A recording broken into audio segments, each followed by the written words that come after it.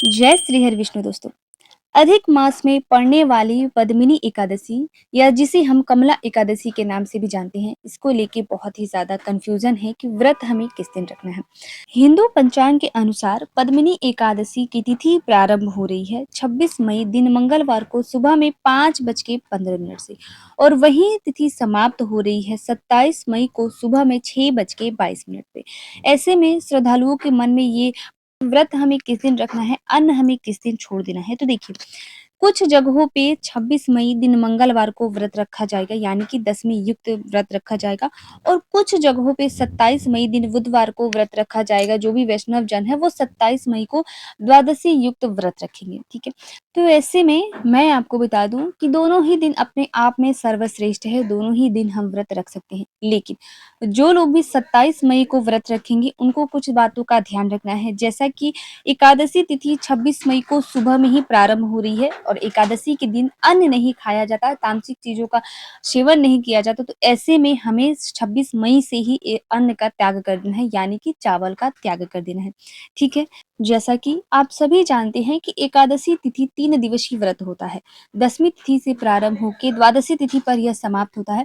तो जो लोग भी 26 मई दिन मंगलवार को व्रत रखेंगे वो 25 मई को दसवीं तिथि मनाएंगे और जो श्रद्धालु जन 27 मई दिन बुधवार को व्रत रखेंगे वो 26 मई को दसवीं तिथि मना सकते हैं। लेकिन तुलसी पत्र का चयन या तुलसी जी में जल डालना ये सभी वर्जित है। इस दिन पे हमें ये सभी कार्य नहीं करने हैं, ना ही चावल का हमें सेवन करना है। तो हमें क्या करना है, तुलसी पत्र हमें 25 मई दिन सोमवार को ही तोड़कर रख लेनी है, तुलसी जी में जल वगैरह डाल देना है, क्योंकि गर्मी अभी इतनी ज्यादा है। तो तुलसी जी में जल हमें जरूर से डाल देनी है। संध्या के समय भी अगर हम डालते हैं सूर्यास्त से पहले तो भी ठीक है, ठीक है। आई बात समझ में? तो दोनों ही दिन अपने आप में सर्वश्रेष्ठ है, दोनों ही दिन हम व्रत रख सकते हैं, ठीक है। तो चलिए अब हम जान लेते हैं कि द्वादशी तिथि कब से प्रारंभ हो रही है, कब समाप्त हो रही है, पारण हमें कब करना है, हरिवासर का समय क्या रहेगा।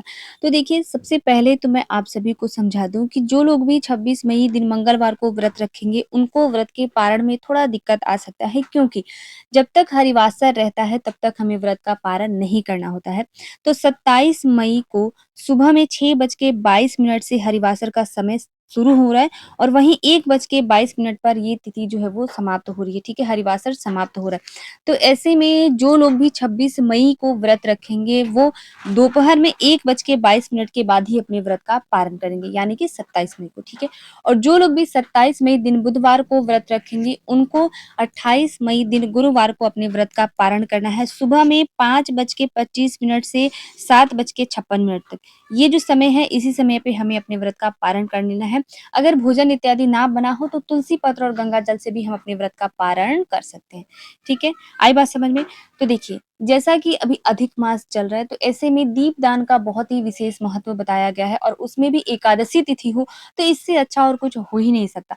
तो हमें एकादशी तिथि के दिन पे दीपदान जरूर करना है, ज्यादा से ज्यादा ना हो पाए तो 5 दीपदान हमें जरूर से करनी है। हमें अपने मुख्य द्वार पर एक दीपक जरूर जलाना है। इसके साथ ही हमें भगवान श्री हरि विष्णु की विधिवत पूजा अर्चना करनी है और साथ ही जैसे कि मैं पहले भी बता चुकी हूँ कि पीले फलों का भोग हमें इस दिन पे जरूर लगानी है, ठीक है।